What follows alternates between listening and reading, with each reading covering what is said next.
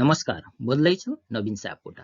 आज कक्षा 12 को ऐच्छिक नेपाली अन्तर्गत कथाखण्डको दोस्रो कथा कथाकार गोविन्द बहादुर मल्ल गोठालेको बाढी कथासँग सम्बन्धित सामग्रीहरू लिएर उपस्थित भएको छु। यस सामग्रीभित्र कथाकार गोविन्द बहादुर मल्ल गोठालेको परिचय र प्रवृत्ति, बाढी कथाका तत्त्वहरू, कथावस्तु, पात्र चरित्र, परिवेश, उद्देश्य, भाषाशैली, दृष्टिबिन्दु, शीर्षक सार्थकता आदिको आधारमा गरिएको विश्लेषणसँग सम्बन्धित सामग्रीहरू समेटिएको छ। पक्कै पनि यस सामग्रीले यहाँहरूको अध्ययन अध्यापनमा सकारात्मक सहयोग पुग्नेछ भन्ने आशा गरेको छु। यस च्यानलमा यहाँहरू नयाँ हुनुहुन्छ र यस्तै खालका सामग्रीहरू हेर्न र सुन्न चाहनुहुन्छ भने कृपया यस च्यानललाई सब्स्क्राइब गरिदिनुहोला र सँगैको बेल आइकनलाई पनि थिचिदिनुहोला। लौ त सुरु गरौँ आजको प्रस्तुति। आउनुहोस् अब सुरु गरौँ आजको विषयवस्तु। सबैभन्दा पहिला गोविन्द बहादुर मल्ल गोठालेको परिचय। नेपाली साहित्यमा गोविन्द गोठालेका रूपमा परिचित सर्जकको वास्तविक नाम भक्तबहादुर मल्ल हो। उनको जन्म पिता रीतिबहादुर मल्ल र आमा आनन्दमाया मल्लका कोखबाट जेठा सन्तानको रूपमा विक्रम सम्वत 1979 साल असार 26 गते काठमाडौँको ओमबहालमा भएको हो। औपचारिक रूपमा आइएससी सम्मको अध्ययन गरेका गोठाले सानैदेखि साहित्यिक वातावरणमा हुर्किएका थिए। यिनले विभिन्न साहित्यिक क्षेत्रमा योगदान पुर्याएका छन्। यिनी नेपाली साहित्यमा विशेष गरेर कथाकार, उपन्यासकार र नाटककारका रूपमा परिचित छन्। उनले शारदा 2005, आवाज 2007 आदि पत्रिकाको सम्पादन समेत गरेका छन्।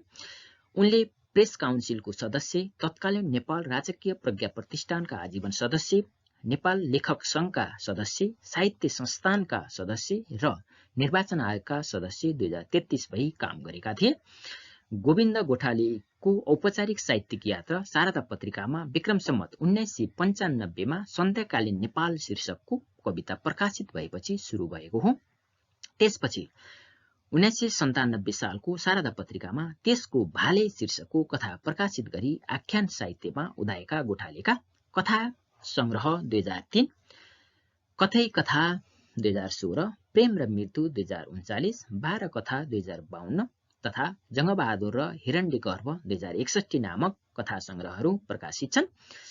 त्यस्तै भुसको आगो 2013, च्यातिएको पर्दा 2016, दोष कसैको छैन 2017 नाटक, पल्लो घरको झ्याल 2016, अर्पणा 2053 उपन्यास र भोको घर 2034 एकाङ्की संग्रह प्रकाशित भएका छन्। नेपाली साहित्यमा पुर्याएको योगदानको कदर गर्दै गोठालेलाई गोर्खा दक्षिण बाहु 2036, त्रिभुवन प्रज्ञा पुरस्कार 2042, भवानी साहित्यिक पत्रकारिता पुरस्कार 2045, वेदनिधि पुरस्कार 2048, बाढी कथाका लागि 2050 को सर्वश्रेष्ठ रचना पुरस्कार, अर्पणा उपन्यासका लागि सर्वश्रेष्ठ पाण्डुलिपि पुरस्कार 2053 र जगदम्बा श्री पुरस्कार 2055 बाट सम्मानित गरिएको छ। यिनको मृत्यु 2067 साल मक्सिर 27 गते काठमाडौँमा भएको हो। अब गोविन्द बहादुर मल्ल गोठालेका कथागत प्रवृत्तिहरूलाई हेरौँ।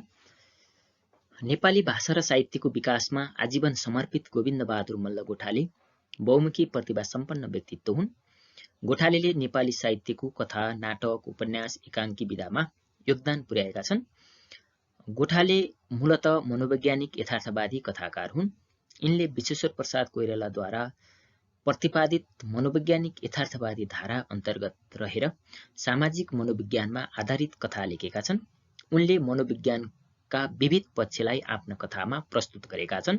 व्यक्तिको सामाजिक परिवेशलाई कथामा उपस्थित गराएर त्यस परिवेशले सिर्जना गरेका परिस्थितिले जन्माएका जटिलतालाई उनले आफ्ना कथामा वर्णन गरेका छन्। उनका कथामा मानव मनका घात प्रतिघात, कुण्ठा, नैराश्यता, समस्या र प्राप्ति अप्राप्तिको चित्रण गरिएको पाइन्छ।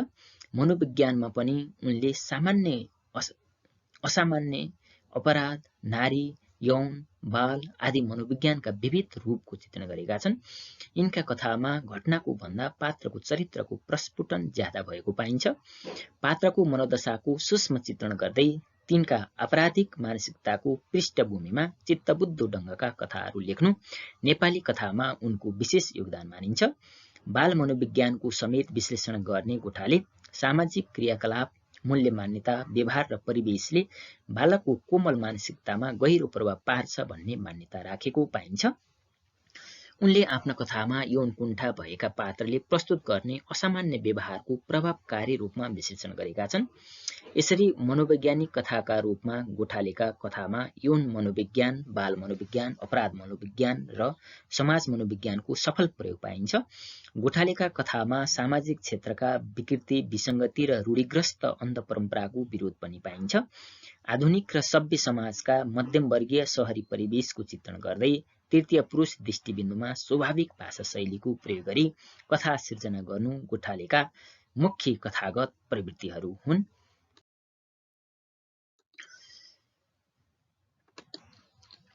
छिटपुट रूपमा शब्द प्रयोग तथा वाक्य गठनमा केही कमजोरी देखिए पनि आधुनिक नेपाली कथाका क्षेत्रमा मनोवैज्ञानिक धारालाई व्यापक रूपमा विस्तार गर्ने उल्लेख्य योगदान पुर्याउने व्यक्तित्वका रूपमा लिने गरिन्छ। समग्रमा गोविन्दबहादुर मल्ल गोठालेका कथागत प्रवृत्तिहरूलाई गुणागत रूपमा निम्न अनुसार समेट्न सकिन्छ। 1. मनोवैज्ञानिक यथार्थवादी कथाकार। 2. मानव मनका विक्षिप्त, असामान्य आदि अवस्थाको कुशल चित्रण। 3. सामान्य मनोविज्ञान, यौन मनोविज्ञान र अपराध मनोविज्ञानको कलात्मक प्रस्तुति। 4. मध्यमवर्गीय जीवनको समस्याप्रति गहन दृष्टि राख्ने कथाकार। 5. बाल मनोविज्ञान प्रति रुचि राख्ने कथाकार। 6. मानव मनको परिवर्तित अवस्थालाई चित्रण गर्ने कथाकार। 7. नारीका दमित मानसिकता, कारुणिक अवस्था र विवश परिस्थितिको प्रस्तुति। 8. पात्रका मनोवासना, यौन चाहना र मनोवेगहरूको यथार्थ वर्णन गर्ने कथाकार। 9. यौनलाई ज्यादै सीमित तर जीवन्त रूपमा विषयवस्तु बनाउने कथाकार। 10. पात्रको आन्तरिक चरित्र चित्रण गर्ने कथाकार। 11. मध्यमवर्गीय शहरी परिवेशको चित्रण गर्ने कथाकार। 12. समाजका शोषित, पीडित र दमित अरूप्रति सहानुभूतिको भाव प्रकट गर्ने कथाकार। 13. भाषा शैलीगत जटिलता आदि उनका प्रवृत्तिहरू हुन्। अब बाढी कथाको विश्लेषणतिर लागौं। सबैभन्दा पहिला कथावस्तु। बाढी कथा गोविन्दबहादुर मल्ल गोठालेको यथार्थवादी रचना हो। यस कथामा प्राकृतिक प्रकोपलाई कारुणिक ढङ्गले देखाइएको छ। प्रकृतिले मालिक र नोकर वा समाजका सबै पक्षलाई तहसनहस पारेको घटनालाई कथाकारले कारुणिक शैलीमा प्रस्तुत गरेका छन्। यस कथाको कथानक यसरी अगाडि बढ्छ। बाढी कथाको कथानक धनिया चमार र उसको मालिक रमा बाबु लगायतका बाढी पीडितहरूका लागि तत्काल बनाइएको उद्धार शिविरबाट प्रारम्भ हुन्छ। यसमा प्राकृतिक प्रकोपको शिकार भएका सम्पूर्ण गाउँलेहरू, धनी र गरिब, हुने खाने र हुँदा खाने सबैको धन सम्पत्ति बाढीले बगाएपछि सबै शरणागत भएर शिविरमा बस्नु परेको यथार्थ घटनालाई कथाको विषयवस्तु बनाएर यस घटनाबाट उत्पन्न पात्रका मनोदशालाई कलात्मक रूपमा प्रस्तुत गरिएको छ। शिविरमा धनिया विस्फारित आँखाले हेरिरहेको छ। ऊ आश्चर्यमा परेको छ। रमा चौधरी धनियाको मालिक हो। मालिक पनि आफू जस्तै शिविरमा बसेको देखेर धनिया आश्चर्यचकित छ। ऊ रमा चौधरीका कोही सन्तान देख्दैन। आफ्ना छोराछोरी पनि सबै गायब भएका छन्। ऊ आफ्ना सन्तान भन्दा मालिक रमा बाबुका सन्तानहरू सम्झन्छ। धनिया झुसेदारी पालेर रियाल चुहाइरहेको रमा बाबुलाई निकै निहाल्छ। जताततै पानी नै पानीले ढाकिएको छ। धनियाले फेरि अगाडिको घटना सम्झन्छ। उसका केटाकेटी स्वास्नी चिच्याउँदा चिच्याउँदै पानीमा गायब भएका छन्। आफ्ना परिवार पानीमा डुबेर एकाएक गायब भएको दृश्य उसका आँखामा नाचिरहेको हुन्छ। धनियालाई कसैले कोट्याउँछ। उसका हातमा कसैले खानेकुरा राखिदिन्छ। रमा बाबु बेहोस अवस्थामा देखिन्छ। ऊ फेरि मालिक रमाका घरमा बसेको सम्झन्छ। धनियाको बाबुले रमा चौधरीको बाबुसँग लिएको ऋण तिर्न युगौंदेखि हरुवाई बस्नुपर्ने बाध्यता छ। धनियाको बाबुले पनि हरुवाईको काम गरेर पनि ऋण चुक्ता भएको हुँदैन। बाबुले खाएको ऋण चुक्ता गर्न धनिया पनि आजीवन हरुवाई भएर बस्नुपर्ने बाध्यता छ। धनियाले पनि रमा बाबुसँग ऋण लिएको छ। धनियाले लिएको ऋण उसका परिवारका अन्य सदस्यहरूले पनि काम सघाएर तिरेका छन्। धनिया बिहान उठेर हलो जोत्न जान्छ। उसको जीवन नै रमा बाबुको जमिनमा बितेको छ। शिविरमा बस्ने पात्रहरूले जीवनभरि कमाएको सम्पत्ति मात्र होइन, आफ्नो मुटुको टुक्रा जस्ता सन्तान र जहान परिवार समेत गुमाउनु परेको छ। उद्देश्यविहीन, गन्तव्यविहीन र कारुणिक अवस्थाको सूक्ष्म विश्लेषणसहित जटिल यथार्थमा आधारित भई तयार पारिएको यस कथामा निष्पष्ट अँध्यारो रातमा अचानक आएको बाढीले फुसका घरहरू भत्किएका, केटाकेटीहरू चिच्याई रोइरहेका जस्ता अत्यन्तै कारुणिक दृश्यको चित्रण गरिएको छ। जताततै हाहाकार, रोदन, त्रासदी, बिछोड आदिको कोलाहलपूर्ण अवस्था देखाउँदै जीवनभरि मालिकको हरुवा बसेर जडाउरी लगाएर बाँचेको धनिया चमार बाढी पीडित भएको समयमा आफू मात्र नभई आफ्नो मालिक रमा बाबु समेत उस्तै अवस्थामा रहेको देखेर छक्क पर्छ। आफ्नो मालिक पनि आफू जस्तै अर्काले दिएको राहत सामग्री लिन विवश भएको परिस्थिति देखेपछि प्रकृतिको क्रोध सामु मानिस कति निरीह हुन्छ भन्ने कुरा ऊ थाहा पाउँछ। प्राकृतिक बाढीले त ऊ सताइएकै छ, साथमा उसलाई मनको बाढीले पनि सताउन थाल्छ। मालिक र आफ्नो परिवारका सदस्यहरूको सम्झना र कहाली लाग्दो परिस्थितिका कारण उत्पन्न व्यवस्थाका बीच उसको मनस्थिति पनि अत्यन्त जटिल बन्छ। यसरी प्रस्तुत कथामा प्राकृतिक प्रकोपले पीडित भई घरबार तथा परिवार गुमाएर शिविरमा बाँच्न विवश पात्रहरूको मनोदशालाई कथावस्तु बनाइएको छ। धनिया चमारको मनस्थिति र प्राकृतिक प्रकोपले उत्पन्न भएको जटिल परिस्थितिको उद्घाटनमा नै केन्द्रित भएको यस कथाको कथावस्तु झिनो भए पनि यसबाट पर्ने पाठकीय प्रभाव सशक्त छ। अब पात्र वा चरित्रलाई हेरौं। बाढी कथा तराई प्रदेशको आञ्चलिकताभित्रका पात्रहरू समावेश भएको रचना हो।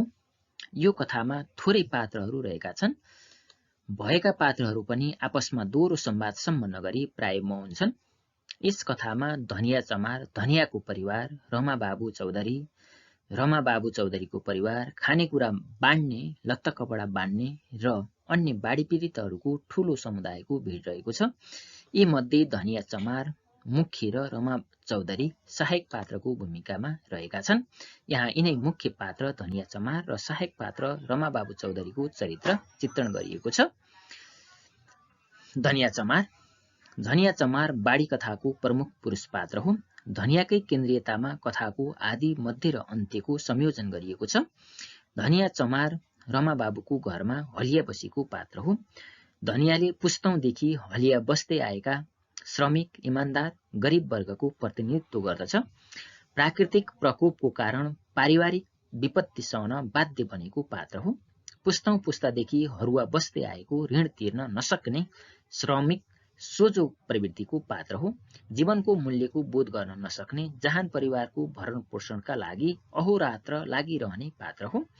प्राकृतिक प्रकोपको कारण पारिवारिक विपत्ति सहन बाध्य बनेको पात्र हो।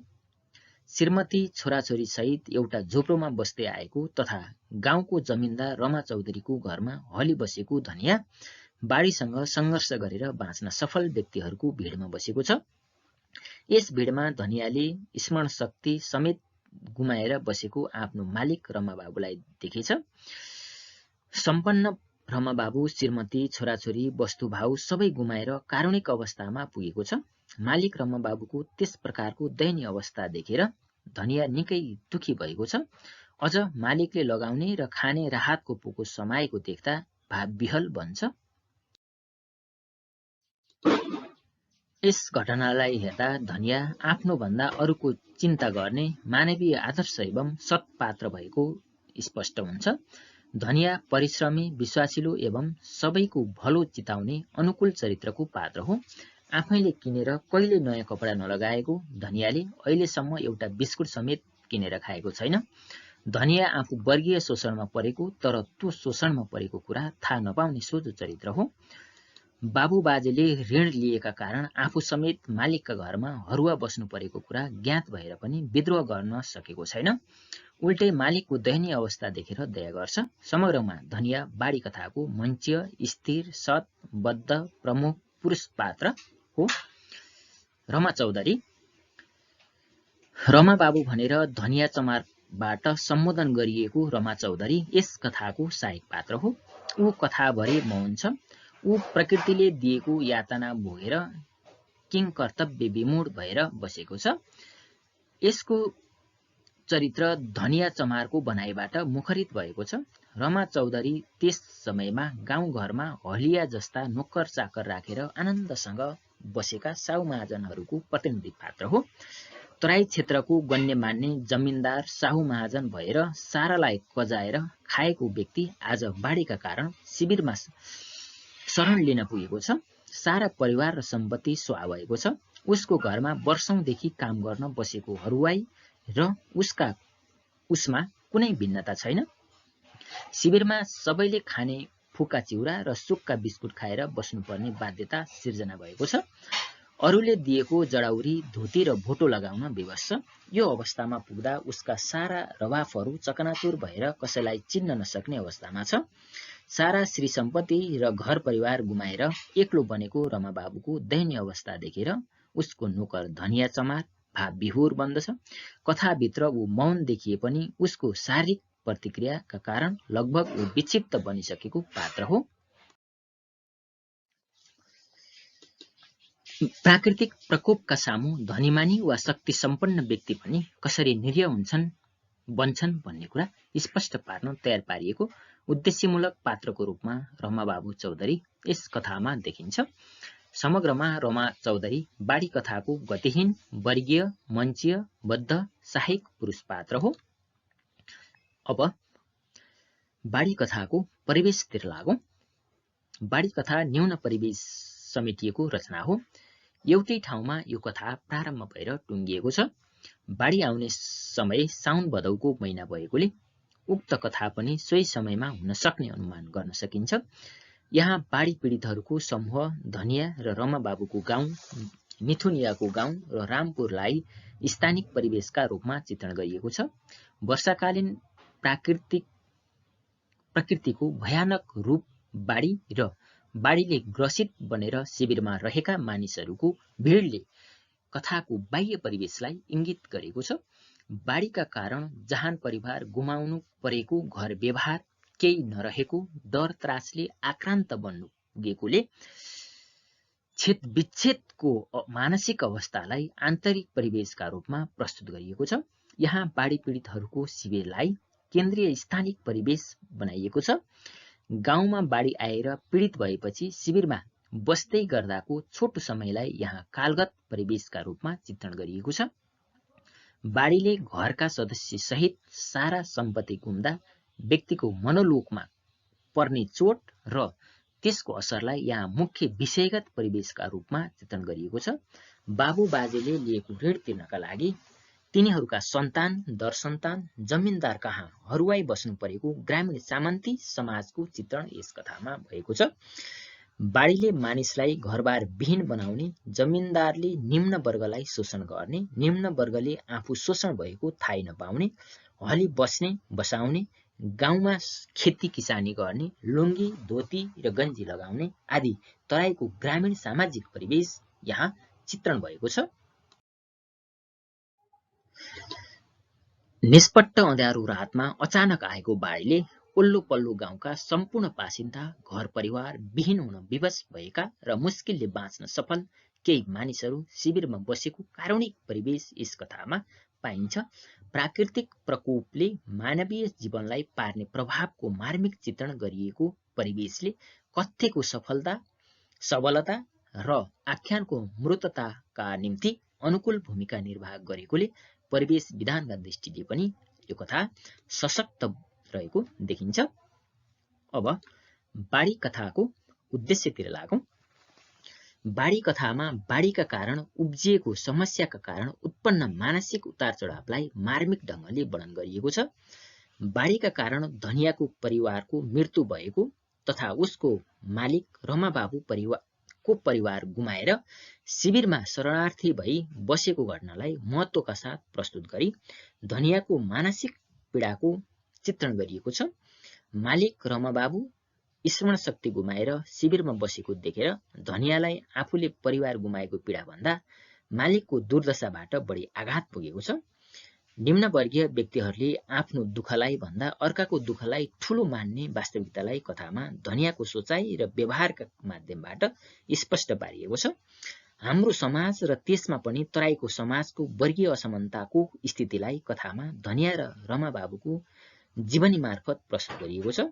हाम्रो समाजमा रमाबाबु जस्ता सम्पन्न वर्गका मानिसहरू र धनिया जस्ता विपन्न वर्गका मानिसहरूलाई कजाएर र शोषण गरेर विलासी जीवन बिताइरहेका छन्। समाजमा धनिया जस्ता विपन्न मानिसहरूको एकातिर आर्थिक अभावले आधारभूत आवश्यकता पनि पूरा गर्न नसकेर अभावग्रस्त जीवन बिताइरहेका छन् भने अर्कातिर उपल्ला वर्गीय व्यक्तिहरूको अन्याय, अत्याचार, शोषणमा परि दयनीय जीवन बिताउन विवश भएका छन्। हाम्रो समाजका हुँदा खाने वर्गका मानिसहरू असुरक्षित र सोझा छन् भन्ने कुरा देखाउनु यस कथाको उद्देश्य हो। प्राकृतिक प्रकोप, बाढीका कारण मालिक र नोकरको स्थिति तनावमय भए पनि एकनासको छ। मानिसले परिस्थितिको दास भएर बाँच्नु पर्ने भाव कथाले व्यक्त गरेको छ। आपद विपद कति बेला कसरी आइलाग्छ भन्ने कुरा कसैलाई थाहा हुँदैन। प्राकृतिक प्रकोपको शिकार जो कोही जति बेला पनि हुन सक्छन्। प्रकोपले उचनिच ठूलो सानो केही भन्दैन। प्रत्येकले मानव भई बाँच्नु पर्ने विचार प्रवाह गरेको छ। मानवले सुखमा मातिने र दुःखमा आत्तिने स्वभावलाई त्याग्नुपर्छ।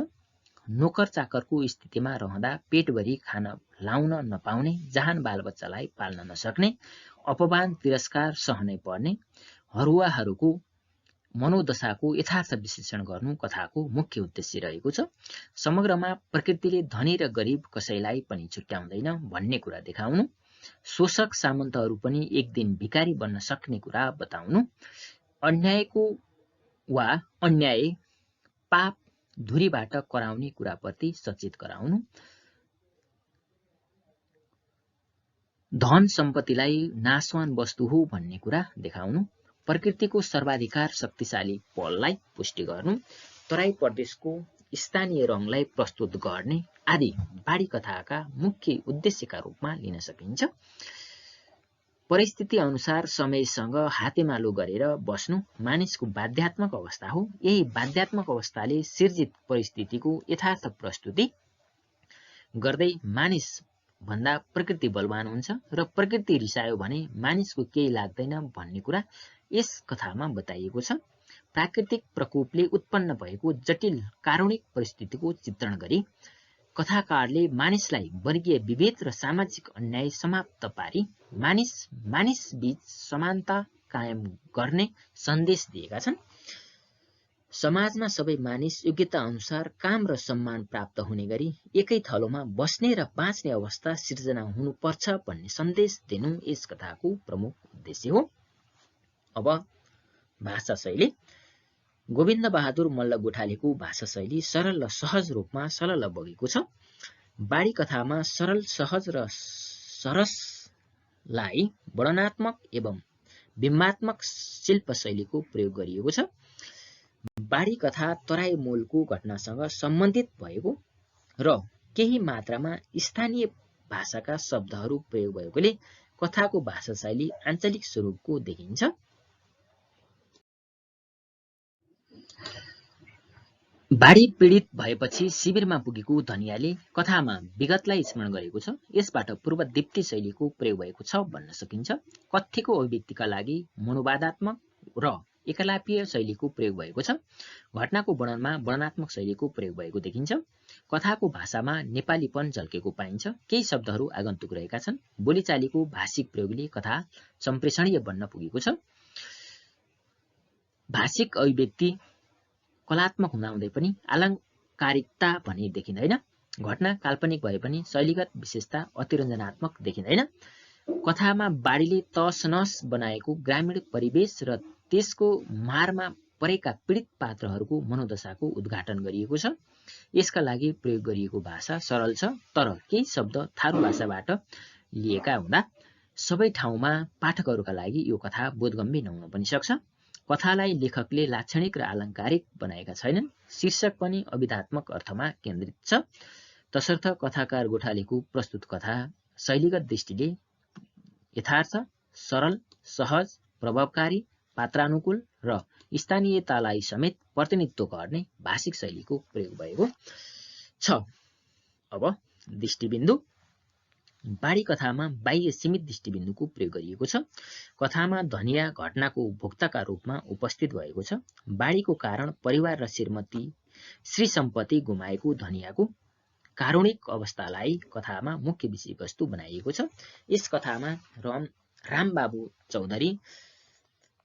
रमाबाबु चौधरी मालिक र धनिया चमार हरुवाको वर्णन गरिएकोले तृतीय पुरुष दृष्टिबिन्दुको प्रयोग भएको छ। यस कथाले गरिब र सम्पन्न वैभवशाली व्यक्तिहरूले अन्त्यमा एउटै गन्तव्यमा पुग्नुपर्ने कुरालाई रैखिक शैलीमा प्रस्तुत गरिएको छ। तृतीय पुरुष पात्रको प्रयोग गरिएको यस कथामा धनियाले बाढीका कारण प्राप्त गरेको पीडा, छटपट्टि र मानसिक कुरालाई मार्मिक ढङ्गले चित्रण गरिएको छ। यहाँ कथाकारले धनियाका गतिविधि, पीडा, व्यथा र मनोलोकको वर्णन र विश्लेषण गरेका छन्। सबै पात्रहरू तृतीय पुरुषमा भएका र अन्यले दिएका अभिव्यक्ति पनि तृतीय पुरुषात्मक प्रकृतिका भएकोले यो कथा तृतीय पुरुष दृष्टिबिन्दुको केन्द्रीयतामा रचिएको देखिन्छ। त्यसैले यहाँ बाह्य सीमित दृष्टिबिन्दुको प्रयोग गरिएको छ भन्न सकिन्छ। अब शीर्षक सार्थकता। प्रस्तुत कथाको शीर्षक बाढी चयन गरिएको छ। बाढी नाम शब्द हो। बाढी शब्दको अर्थ ज्यादा वर्षा हुँदा खोला वा नदीको पानी बढेर नियमित बग्ने स्थान नागे बगेको नदी नालाको प्रवाह वा बाढ भन्ने हुन्छ।